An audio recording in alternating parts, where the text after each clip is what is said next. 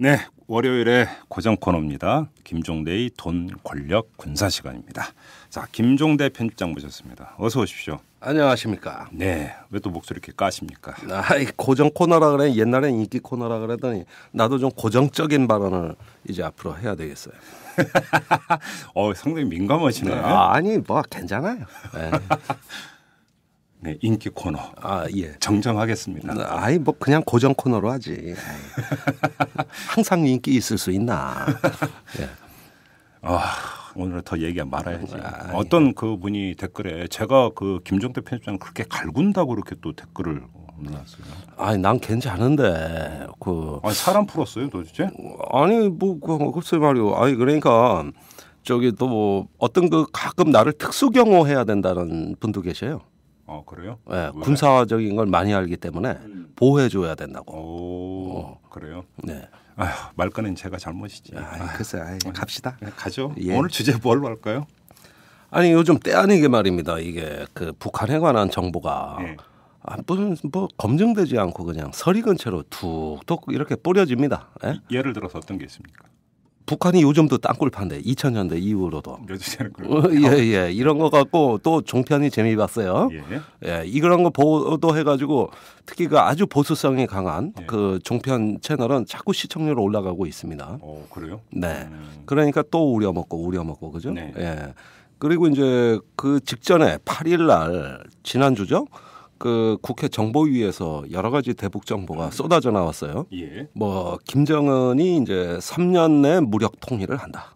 예. 이렇게 공언한 거라든지, 또 동창리에서 장거리 미사일 엔진 실험을 했다. 네. 예. 그 다음에 이제 백령도 연평도 서북 해역에 이제 포병이 증강이 돼가지고, 대대적인 위협이 가해진다. 네. 예, 이런 얘기도 나왔고, 또 모란봉 관현악단 10명이 총살당했다. 이런 얘기도 나왔고, 이래 보면은 그냥 북한에 있는 여러 가지 정치적, 군사적 현상들이 그냥 무분별하게 쭉쭉 이렇게 뿌려지는 거죠. 뿌려지는 거예요. 그러면 그런 정보의 발원지는 어디입니까? 물론 국가정보원이 대다수고 정보위 회의를 이제 브리핑하는 과정에서 알려졌어요. 그런데 이제 땅굴 문제는 이제 귀순자 발언이라고 그랬고. 네. 그런데 얼마 전에 광주 민주화 운동 때 북한 특수부대 600명이 파견됐었다는 것도 귀순자 발언이었어요. 예. 기억납니다. 예. 이런 식으로 출처가 여기저기 불분명한 것들이 많은데 이걸 갖다가 어디 종편 같은 데서 이렇게 좀 섹시하게 뉴스로 때린다고.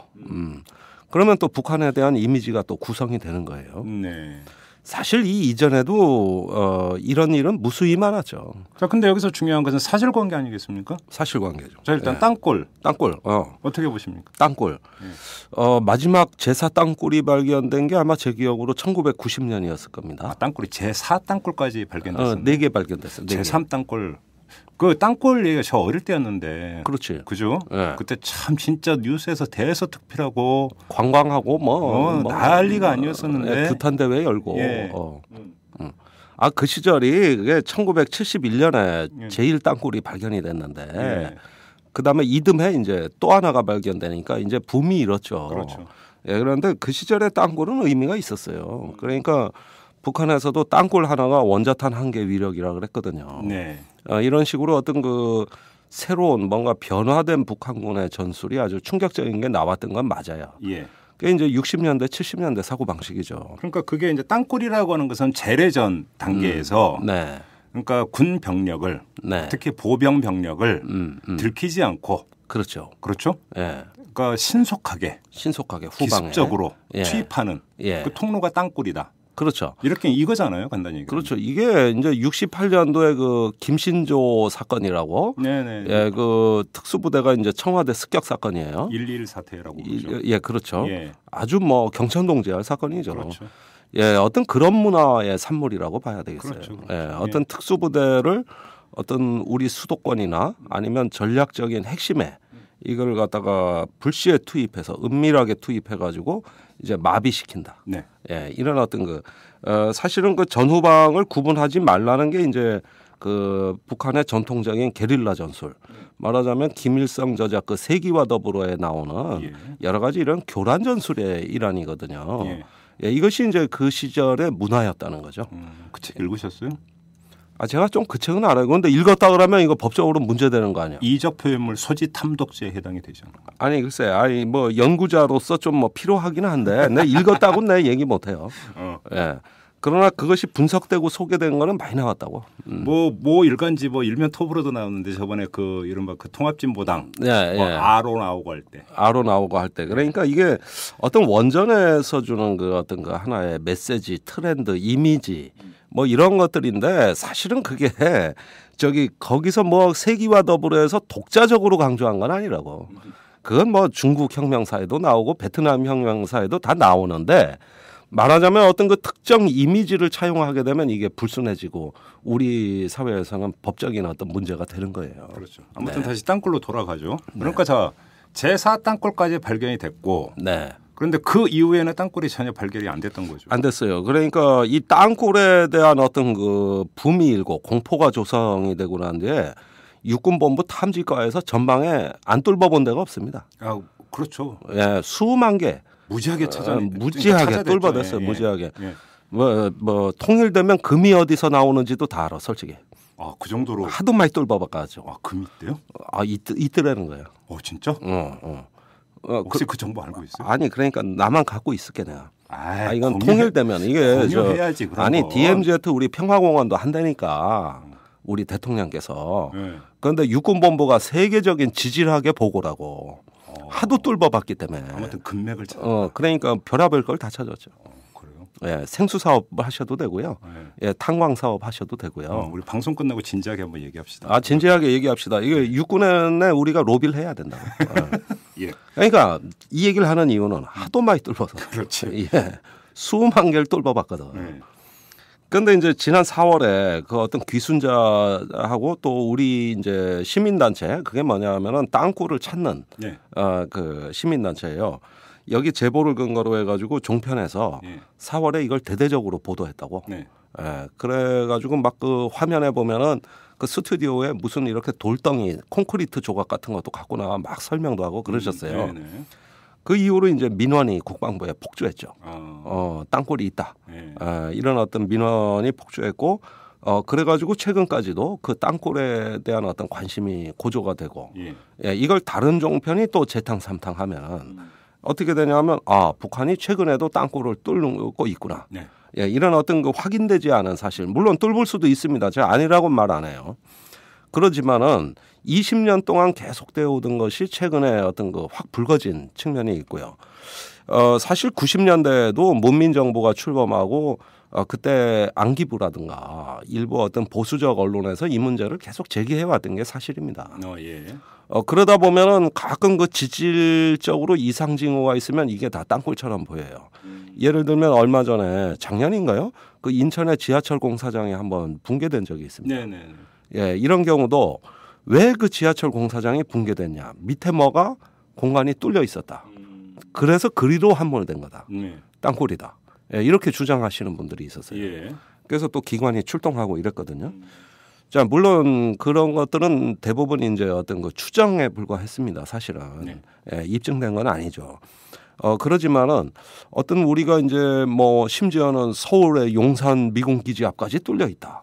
뭐 한강도 이미 지나왔다. 이런 식의 보도가 옛날에 많았는데 이렇게 어떤 우리 어떤 한가운데 군사 용어로는 이제 그 종심 지역이라 그러는데 이 종심까지 다 뚫었느냐? 이런 것은 이제 군의 공식적인 판단은 아니라고 보는 거거든. 근데 그렇게 못 뚫었다고 보는 거거든요. 과학기술 문외한이지만 문외한이기 때문에 이 얘기할 정도죠. 옛날에 70년대에는 꼬챙이로 쑤셔봐야 땅굴이 있는지 없는지 알았지만 지금은 예를 들어서 전파를 쏜다든지 그래갖고 얼마든지 그 확인할 수 있는 거 아닌가요? 여러 가지 과학적인 기법이 많아진 거죠. 그렇지. 여러 가지 음파라든가 이런 걸 통해 가지고 어떤 지질적인 어떤 이상 징후가 있는가 이런 거 탐지가 가능하죠. 그러니까 바로 그러니까 국방부에서 그렇게 이제 엄청나게 그러니까 그 땅굴이 있는지를 조사를 하고 했다면 네. 그다음에 그 기간 동안에 과학기술은 발전을 해왔으니까 네. 당연히 찾아내지 않았겠느냐. 네. 라는 가설에서 지금 질문을 드리는 건데 네. 없다라고 한다면 네. 없는 거 아니냐 네. 이거죠. 제가 요즘 그러니까 그 20년간 변한 건 없다는 거예요. 물론 이 땅굴을 시추하고 탐지하는 업무는 계속되고 있습니다. 지금도요? 예, 지금도 예. 계속되고 있어요. 예. 그거는 어느 정도는 해야 될 거예요. 예. 그렇지만 새로운 징후는 발견된 게 없다는 거죠. 예, 그렇다면은 20년간 특별히 정보가 업그레이드된 건 없어요. 그런데 네. 누구 하나가 갑자기 이상한 말을 하면 그때부터는 이게 또 판이 달라지는 겁니다. 네. 어떤 강박증의 일종이라고 할 수 있어요. 우리 발밑에까지 와 있을지도 모른다. 이거 알 수 없는 공포거든요.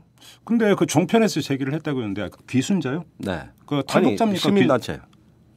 예? 시민단체. 시민단체에서 제기를 했다. 예, 시민단체에서 제기했어요. 그러면 그걸 전문적으로 하는 데가 있어요. 예, 그러면 그 시민단체에서 제기를 했을 때 어느 지점에 땅굴이 있다라고까지 찍어서 얘기를 한 게 아니에요? 그럼요. 아니, 그럼 금방 확인할 수 있는 거죠. 자기들이 직접 시추를 해봤다, 또 이상한 음파를 녹취를 했다, 뭐 여러 가지 그럴 듯한 증거들이 꽤 있어요. 아니 그러면 국방부 차원에서 확인해 보면 되는 거예요. 확인해 보면 될 거 아니에요. 그러니까. 예, 그런데 문제는 그런 민원을 국방부가 다 수용을 못한 거라고. 아, 그게 한두 건이 아니라. 그러니까 이게 여러 가지 이게 추정인지 사실인지. 이런 걸 판단해가지고 일일이 그걸 하게 되면은 어떻게 하냐면 예산이 부족해요. 예. 그다음에 장비도 사실 노후화됐고 이런 여러 가지가 있다 보니까 허구한 날 그 민원에 끌려다닐 수 없다는 속사정이 있는 건데 그러다 보니까 국방부나 합참 또는 육군본부에서 그것을 수용하지 않는 경우가 있다고. 네. 이때 색깔 논쟁이 벌어진다고. 아, 합참도 종북 세력이 점령했다. 여기도 간첩이 들어와 있다. 이제는 그 다음 순서는 이거예요. 네, 그러니까 이런 논란까지 계속되는 거죠. 자, 그리고 아무튼 그 확인되지 않은 대북 정보가 계속 요즘 잇따라서 지금 공개가 되고 있다고 지적을 하셨는데 땅굴 얘기는 그 정도로 하고 또 하나가 뭐였죠? 그러니까 이제 국가정보원 나오는 이제 대북 정보의 실체가 뭐냐 이게. 이렇게 되면은 또 이제 어떤 그 북한에 대한 어떤 안보 프레임을 확산하게 되는 모란봉 관현악단 10명이 총살당했다고? 네. 그러니까 그거는 다른 데서 나온 뉴스인데 국정원이 사실이라고 확인을 해줌으로써 이 문제가 이제 또 사회적인 관심을 끌게 되는 건데 우리가 지금까지 그 북한에 대한 어떤 정보가 소비되는 그 하나의 메커니즘을 본다면은 어떤 국내 언론 또 특히 일본 언론이 확인되지 않은 정보를 일단 뿌립니다. 그러면 이제 국내 언론이 받아 쓰고 베낍니다. 그대로 베낍니다. 그래서 저도 한때 종편 자주 나갈 때가 있었다고. 어느 날 제가 경악을 한 게 있어요. 이렇게 출연하면서 질문지를 보니까 전부 일본 언론을 근거로 해서 묻는 질문이에요. 뭐 예를 들어 이설주가 안 보인다. 무슨 북한에 무슨 이설주 동영상 발생했다. 이런 얘기도 있고. 그것도 일본 언론이 먼저 보도한 거죠? 글쎄, 그것도 그렇고. 그다음에 김경희 중병설. 뭐 이게 또 교토통신에서 난리요.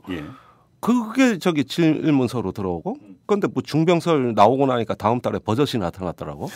뭐 이런 거라든가. 또는 누구 뭐 암살설, 숙청설. 이런 것들이 제일 먼저 보도가 돼요. 아니 뭐 일본 언론의 보도 중에 대표적인 게 멀쩡한 우리나라 국민을 그 김정은 그 사람의 사진을 김정은이라고 해가지고 그러니까 난리가 난 적이 있잖아요. 그것도 처음엔 김정은이 아니라 운이라고 그랬어. 이러면서 엉뚱한 그래가지고 그 실제 사람이 우리 국민이 있었던 거 아니야? 보도된 사진. 아니 그러니까 제가 방송 출연했다가 그분을 본 적이 있어요. 뵌 적이. 그래요? 그런데 진짜 고통 많이 당하셨더라고. 그 사진 때문에. 보도 때문에. 뭐 그런 거라든지 아니면은 김정일 위원장 사망해서 그 참배할 때. 그 앞에 흰 줄에 거기에 걸쳐서는 김정은만 서야 되는데 구두발 앞발이 그 줄에 걸쳐 섰다고 불경죄로 리영호가 숙청당했다. 뭐 이런 거라든지 그냥 묻지마 보도예요. 확인 불가능한 거. 그러면 그 다음 날 우리 보수 언론하고 특히 종편이 다 그거 방송해. 그러면 제가 어느 날 종편 나갔을 때 황당한 일이 벌어진 게 질문 6개, 7개가 연달아 들어오는데 전부 확인되지 않은 겁니다. 사실이 아닙니다. 이 답변만 하더라는 거야, 내가. 아주 희한하게 방송하게 되네. 그래서 열받아가지고 인터넷에 하나 썼어요. 난리가 났더라고. 그 일본 언론 무분별하게 베끼는 국내 어떤 그 언론 이게 우리 국방부나 국가정보원이 그 브리핑 제도가 약하기 때문에 국내 언론이 정부 설명을 못 기다리고 외국 언론을 먼저 베껴 쓰는 거예요. 그러다 보니까 이 북한에 대한 정보가 소비되는 어떤 그 행태라는 게 대단히 천박하고 아주 저질 방송으로 가는 겁니다. 근데 일본 언론을 말씀을 하셨는데 일본 언론이 그런 보도를 하는 정보의 출처가 국내인 경우가 또 많아요. 네. 서울의 소식통. 그러면 그 서울의 소식통이라고 한다면 어디겠어요? 우리나라 사람일 거 아닙니까? 아무튼. 그러니까 우리나라의 어떤 관계자가 일본 언론에 흘리고 그것이 국내 언론에 의해서 인용 보도가 되게 한번 돌았다 오는 쓰리 쿠션인가? 네. 그러니까 저는 한일 권언 유착이라고 봅니다. 이런 식으로 해가지고 그동안에 일본 언론이 한반도의 그 어떤 평화 프로세스에 대한 어떤 그 해악이랄까? 이 부정적 영향은 이루 말할 수 없이 많습니다. 우리 과거에 육자회담 때 다 비밀 지키기로 한 거 일본 언론에 제일 먼저 그 보안 어기고 까버리고 이래가지고 육자회담 자체가 휘청거린 사례도 많아요.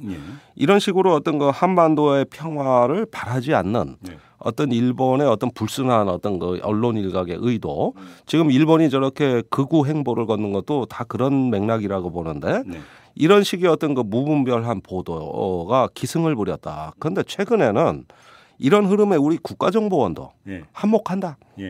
나도 한 칼이 있다 그러면서 마구마구 뿌린다. 그래가지고 지금까지 보수 언론이 이제 북한에 대한 보도를 보면은 곧 북한이 쳐들어올 것처럼. 그래서 뭐 장사정포가 새로 배치됐다. 북한의 신형전차가 새로 배치됐다. 장사정포가 새로 배치됐다. 뭐 장거리 미사일은 이건 말할 것도 없는 거고. 그러다 보니까 이런 많은 그 군사 위협에 대한 보도 중에서는 사실 객관적 사실도 있습니다. 예를 들어서 북한의 핵과 미사일 능력이 증강되고 있다. 이건 객관적 사실입니다. 지난주에 그 방송 나오셔서 우리 김종대 편장께서 이 그 미사일 기지가 백두산에 있다고 하셨잖아. 그리고 나서 며칠 뒤에 보도 나왔던데? 저기 한 신문에 일면 톱으로 나왔대. 나하고 비슷한 어떤 그거더라고. 그런데 목적이 다르지. 그거 그럼 보도한. 팩트인가? 팩트지요. 야, 그래요? 그것도 20년 넘은 정보예요. 그런데 여기서도 그 이 보도에서조차도 백두산 인근에 그럼 어떤 구멍이 진짜 미사일 사일로인가는 못 밝힌다고. 그럼 확인되지 않았다고 써 있어요. 그게 90년대 말 상황이에요. 다름이 아니라. 변한 건 없는 거예요. 그런데 마치 새로운 것처럼 쓰죠. 그러다 보면은 북한이 곧 쳐들어올지도 모른다는 어떤 강박증. 이것을 확산하게 되는 거거든요. 그런데 핵과 미사일 능력이 북한에서 괄목할 만하게 발전하고 있는 건 객관적 사실입니다. 이건 우리도 대비해야 됩니다. 솔직히. 그런데 그러한 어떤 그 하나의 어떤 객관적 사실을 넘어가지고 북한에 존재하는 것은 무엇이든 위협이라는 대로 인식이 확장됩니다. 그러다 보면 뭐가 진짜 위협인지 이제 식별이 곤란해지는 이런 어떤 그 부작용과 부정적인 영향이 이제 그 다음에 초래되는 거예요. 이제 강박증인데 제가 이 점에서 한 가지 예를 들고 싶어요. 그 북한이 곧 쳐들어올지도 모른다 하는 어떤 강박증에 시달리는 어떤 그 정서 구조, 이게 이제 우리 국가정보원의 그 하나의 정서인데 그 미국의 초대 국방장관 제임스 포레스터리라는 사람이 있습니다. 이 사람은 소련이 곧 핵미사일로 공격해 올지 모른다고 항상 시달렸어요. 강박증에. 그 시절에 미국은 메카시즘 선풍이 이제 시작될 무렵입니다. 그런데 항상 그것을 시달리고 자기는 그것을 막아야 하는 공산주의와 전쟁과의 어떤 그 대표 어떤 그 하나의 기수다 보니까 항상 나도 죽일지 모른다. 이러다 결국 강박증에 자살을 합니다. 그래요? 이게 미국의 초대 국방장관 제임스 포레스터 얘기입니다. 1949년에 사망합니다. 그러면서 그 어떤 소련의 핵미사일에 대한 어떤 공포, 어떤 강박증을 사회적으로 확산시키는데 무지무지한 기여를 했고 또 그것 때문에 죽었어요. 본인도. 그 부인도 그랬어요. 부인도 자살했어요? 부인도 석연치 않은 그 어떤 우울증, 행보 이러면서 그 부부가 다 비밀이에요. 이 어떤 행보가 다 베일에 쌓여 있다고. 그런데 그렇게 함으로써 어떤 소련이 이제 미국이 소련에 대한 어떤 그 냉전적 어떤 그 대치 구도로 가는데 큰 기여를 했죠. 그 다음에 이제 조지 캐넌이라는 냉전의 전략가가 나오고 하면서 소련을 악마의 제국으로 이렇게 묘사하면서 소련의 핵미사일이 이제 미국보다 많다는 식으로 그 미신을 퍼뜨렸죠. 그런데 뒤에 확인된 일이지만은 50년대 소련은 장거리 핵미사일을 개발한 게 없다고. 뭐 그렇게 멀리 가. 이라크 전쟁할 때 이라크에 대량 살상 무기 있다고 뻥친 것만 해도. 뻥친 것만 해도. 그렇죠. 예. 그래서 제가 청취자 여러분들한테 2권의 책을 권하고 싶습니다. 책 얘기로 봐주십니다. 아니 이거는 아주 굉장히 자기 피가 되고 살이 되는 이런 정보라고. 예. 제임스 캐럴이 지은 더 워 오브 하우스. 우리말로는 전쟁의 집. 예. 이거 하나 이제 하고 그다음에 존 미어샤이머 제가 얼마 전에 공세적 현실주의자라고 저 깠던 근데 이 사람이 쓴 괜찮은 책이 있어요. 예. 정부는 왜 거짓말을 하는가? 그 책 저도 있는데. 그래요? 되게 두꺼운 책인데 그거. 얇어. 아니 제임스 캐럴 책은 두껍지 600페이지니까. 그러니까 이 2가지 책을 한번 읽어보라고 권하고 싶어요. 어떤 번역이 된 책이에요? 내가 번역됐으니까 얘기하는 거예요. 나 영어 실력 별로야. 영어 원서가 아니고? 영어 원서는 나 한 달 걸려. 책 한 권 읽는데. 한 달밖에 안 걸려요? 아니 그것만 고시 공부하듯이 읽으면 한 달 걸려. 예. 그런데 편하게 그냥 진한 동질감을 느낍니다. 편하게 그냥 번역서로 보세요. 네. 제가 말하고자 하는 건 이겁니다. 이 국가와 정부는 비합리적인 강박증에 빠질 수가 있다. 네. 예. 어떤 정서적으로 헤어나올 수 없는 수렁에도 빠질 수가 있다. 이런 교훈을 우리가 가져야 된다는 겁니다. 네. 대표적으로 남재준 국정원장 봅시다. 예, 이분이 과연 어떤 합리적이고 차분하게 이성적으로 사고하는 분이냐? 전 절대 아니라는 걸 알려드리고 싶어요. 예. 첫째, 이분이 사람을 구분하는 기준은 공산주의자냐 아니냐. 예. 이거고 본인도 가끔 어려움을 겪었습니다. 참여정부 때 인사비리 의혹이 있어가지고 군 검찰에 수사를 받았어요. 예. 그건 법리적인 문제였어요. 네. 제도의 문제고 정책의 문제고 법적으로 해결해야 될 문제였어요. 그러나 이분은 그렇게 안 봅니다. 그때 정권의 공산주의자가 자기를 제거하기 위한 음모였다고 생각하고 있어요. 오, 예. 예. 어떻습니까? 제임스 포레스터라고 비슷한 맥락이 느껴집니까? 네. 예. 그러니까 이런 어떤 강박증이라고 하는 것 말이죠. 우리가 어떤 국가의 고위직들도 충분히 걸릴 수 있는 거다. 그러다 보면 어느 날 갑자기 존재하는 모든 것이 이런 구도에 다 한몰이 돼서 자기 개인뿐만 아니라 국가도 곧 공격받을지 모른다. 그래서 봄이 되면 여름이 제일 위험하다고 생각하고 여름이 되면 가을이 제일 위험하다고 생각해. 네. 그러다 가을 되면 이듬해에 제일 위험한 일이 있을 거라고 생각해. 이런 식의 어떤 끊임없는 강박증에서 지금 무언가 조치하지 않으면 큰일 날 거라는 이런 생각을 하다 보니까 객관적으로 존재하는 위협과 부풀려진 가상의 위협을 구분 못합니다. 객관화해서 바라본다는 게 쉬운 일이 아니에요. 예. 그리고 북의 미세한 징후도 다 공격 신호로 보인다 이게요. 예. 그런데 이런 사고가 어떻게 보면은 굉장히 또 하는 위험 국가의 한 요소라는 걸 우리가 잊어서는 안 됩니다. 지금 무분별하게 이렇게 검증되지 않은 이런 북한 정보들이 마구마구 사회에 유통이 될 때 이것을 어떤 지성적인 집단이 검증을 해주고 이성적으로 판단을 해줘야 되는데 우리 사회는 그게 없어요. 네. 그러다 보면은 위험 국가가 될 수 있는 거죠. 예. 왜냐하면은 언제 서울 상공에서 핵무기 하나 터지면 100만 명이 사망하거든. 한반도 최후의 날이거든. 예. 내일 모레 지구 최후의 날이 올지도 모른다. 예. 그런 식으로 따지자면 여러 가지 최후의 날에 대한 어떤 개연성은 너무 많습니다. 행성이 와서 지구에 충돌할 수도 있는 거고요. 저 초등학교 때 그때 엄청 봤던 게 노스트라다무스.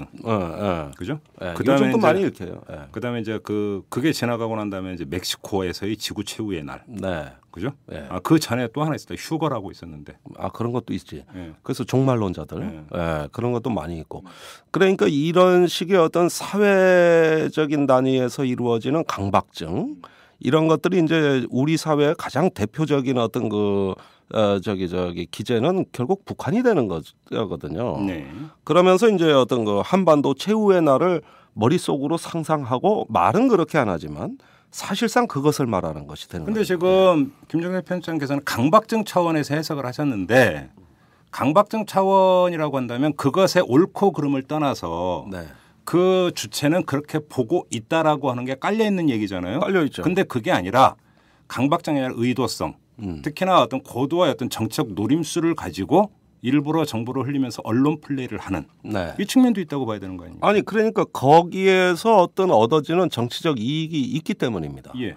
예, 예를 들어서 이 NLL 대화로 논란에서 지금 시작된 이 정국을 보면 네. 결국은 안보 프레임이라는 거는 보수가 진보에 대해 갖고 있는 절대적 비교 우위로 입증이 됐어요. 예. 저는 사실은 이 자체는 잘못됐다고 봐요. 이건 진보의 무능도 한몫했습니다. 예, 어떤 안보 문제를 어떻게 관리해야 될까에 대해서 진보는 아무런 성실성도 진정성도 또는 어떤 이성적인 어떤 대처 방안을 몰랐습니다. 네. 보수의 일방적 게임이었죠. 그런 만큼 이것이 안보의 어떤 그 프레임으로 간다고 하는 것들이 계속 국내 정치에서 유용성이 입증이 됐기 때문에 네. 이것이 강박증이 확산이 된다는 것은 사회적으로 그렇게 제어할 필요가 없는 게 됩니다. 네.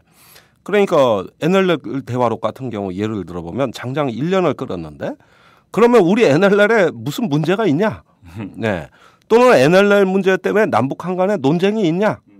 자, 노무현 정부 이후로 지금까지 남북 정상회담 때도 가끔 우리가 남북 관계 어떤 회의에서 논쟁은 있었지만 이 NLL 때문에 남북 관계가 깨진 사례가 단 한 번도 없다. 그다음에 2002년에 제2연평해전을 끝으로 지난 11년간 NLL 침범이 되고 그걸 차단하고 하는 NLL의 군사작전이 단 한 번도 없었다. 그러니까 천안함 연평도는 NLL 문제가 아니에요. 이거는 전혀 다른 문제입니다. 그러니까 실제로 NLL 자체는 문제가 없는데 남북 한간에도 이게 죽고 사는 문제가 지금 아닌데 이 막상 국내 정치에서는 이 문제로 여야가 죽느냐 사느냐 사활적인 싸움을 했다. 네. 그러면 이게 무대가 국내 정치지 어떻게 남북 관계입니까? 그렇죠. 네.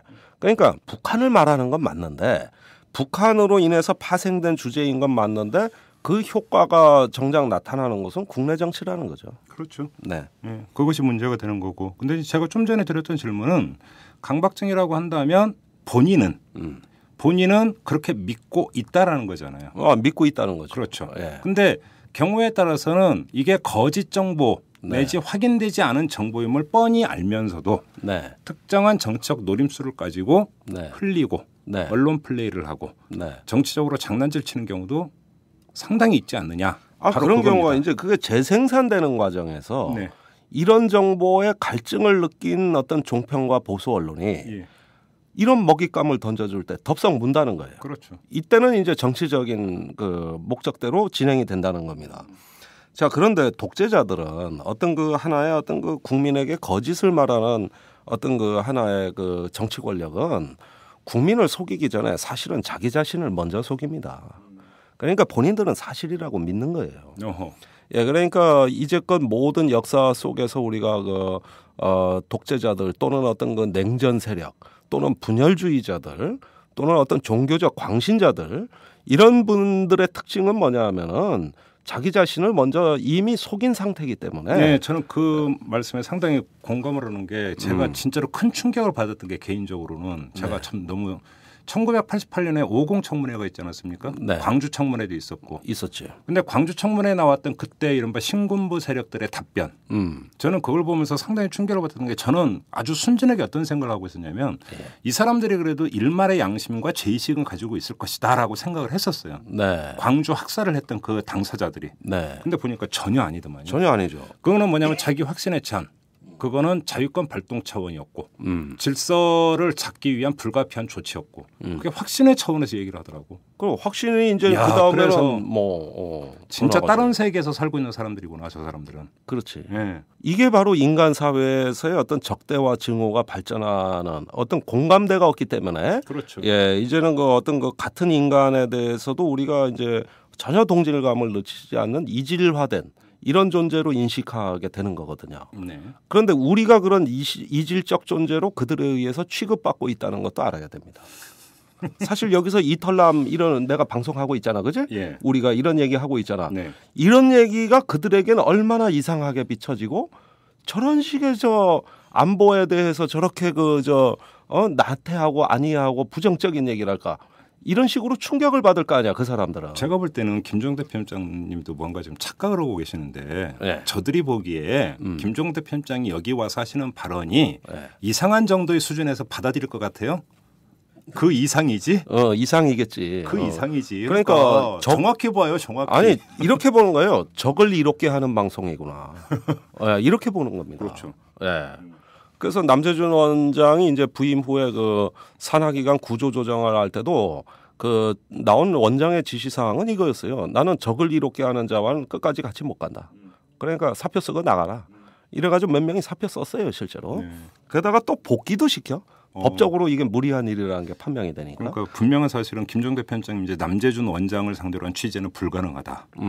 그러니까 네. 이런 걸 보시면 돼요. 이 지금까지 그런 어떤 군사 안보를 내세워가지고 햇볕 정책을 공격하는 사람들의 논법은 이런 겁니다.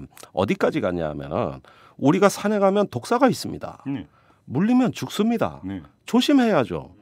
그런데 어느 날 내가 아는 사람이 또는 가족이 산에 가서 독사에 물려서 큰 피해를 입었어. 그러면은 이 독사의 독이 뭔가 어떻게 조심해야 되는가 다른 사람한테도 이걸 알려주고 이런 게 아니고 네. 그 독사가 사는데 도움을 준 환경보호론자들도 적이 되는 거야. 왜냐하면은 자연보호를 했기 때문에 독사가 산 거거든. 그렇지. 그러니까 이 군사안보를 외치면서 햇볕 정책을 공격하는 것은 마치 그 북한의 실제 위협이 뭔가 이걸 어떻게 관리해야겠는가를 얘기하자고 하는 것이 아니라 햇볕 정책을 공격하는 거. 네. 이거는 독사의 피해의 그 책임을 환경보호론자들한테 묻겠다는 거거든요. 그렇죠. 사실은 환경보호론자들 책임도 없다고 할 수는 없겠지. 광범위한 책임은 있겠지, 그지? 예. 간접적으로. 예. 그러나 이런 식으로 보면은 햇볕 정책이 결국은 피로써 되돌아왔다고 하는 맥락에서는 하나가 생략돼 있어요. 그런 사람들한테 땅꾼은 그러면 동맹 관계에 있는 사람들인가요? 땅굴? 땅꾼. 아, 땅꾼. 그러니까 땅꾼은 위험을 제거해 주는 네. 고마운 존재가 되는 거겠죠. 예. 그래서 그런데 환경보호론자들은 그런 땅꾼이 생태계를 망친다고 또 공격했을 거 아니야. 그러니까 여기서 엉뚱한 적대 관계가 형성이 되는 겁니다. 그러니까 우리가 보기에는 이 이념 논쟁이라는 것 속에서 무슨 맥락을 놓치냐 하면은 과연 북한의 저런 현상이 실제적 위협인가 아닌가 따져보는 맥락을 놓치는 거예요. 그러니까 항상 기본은 실사고시라니까요. 네. 네, 실사고시예요. 제가 볼 때는 그러니까 모든 어떤 그 주장과 네. 모든 주의 주장은 사실에 대한 검증이 네. 이루어진 다음에 이루어져야 되는 네. 후순위 작업인데 네. 문제는 이 대한민국 사회에서는 귀납법보다는 연역법이 너무 네. 일반화되어 있는 측면이 있어요. 일반화되어 있죠. 자, 천안함 사건이 났어요. 그거 북한 잠수함의 소행이라고 합니다. 근데 그 천안함에 대한 세미나 학술 대회 또는 논문 나온 거 단 한 번이라도 보셨습니까? 우리나라의 그 많은 군사 전문가들이 네. 요거 생략하고 바로 믿을 거냐 안 믿을 거냐 정부의 발표를 네. 이렇게 윽박지르는 국면으로 바로 갔잖아요. 그렇죠. 자, 여기에서 진짜 안보는 생략된 겁니다. 알겠습니다. 오늘의 결론은 이렇게 내려야 되는 거죠. 그러니까 언론을 통해서 네. 그죠. 우리 일반 국민들이 국정원장님하고 대면 접촉할 일은 없을 테니까 네. 주로 언론을 통해서 이게 흘러나오는 거니까. 그렇습니다. 언론을 통해서 보도되는 북한 관련 정보에 대해서는 돌다리도 두들겨 보고 건너는 심정으로 네. 사실 검증부터 해야 되는데 그렇죠. 결론을 이렇게 내리면 되는데 일반 국민 입장에서는 사실 검증할 통로가 없다라는 거예요. 그렇죠. 정보가 독점하고 있죠. 그러니까 이게 또 문제인 거죠. 그 사실은. 정보가 강박증에 걸려 있고. 그렇죠. 예. 이 문제를 풀어야 되는 건데 이게 한편으로는 국회에서 또 그런 역할을 해줘야 되는 거고. 그렇습니다. 그렇죠. 전문가들이 해주셔야 되는 거고. 예. 김종대 편장도 그런 역할을 하셔야 되는 거죠. 그러려고 맨날 출연해서 이 고생하고. 뭘 또 고생이라고 고생이지 이 쥐꼬리만한 거 그냥 진짜. 오늘 여기서 마무리하겠습니다. 네. 수고하셨습니다. 네. 여러분은 지금 10만인 클럽 회원 건의이 원하는 김종대 이슈 틀어주는 남자를 듣고 계십니다. 정치에게도 영혼이 있다면 국민의 편에 서는 것을 두려워하지 않는 용기와 어떤 압력에도 흔들리지 않을 강인함, 생각이 다른 자를 감싸 안는 따뜻함을 가졌을 것입니다. 단언컨대 정치의 즐거움은 완벽한 시대의 우울증 치료제입니다. 오연우가 묻고 박원순이 답하다. 정치의 즐거움 오마이북.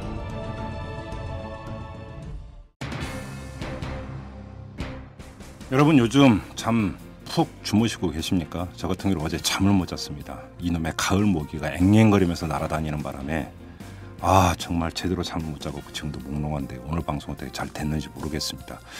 이 모기 퇴치법, 비법이 있으면 좀 알려주시기 바랍니다. 아무튼 숙면을 취해야 그 다음날 열심히 또 한 걸음 한 걸음 내들 텐데 모기가 방해를 하고 있습니다.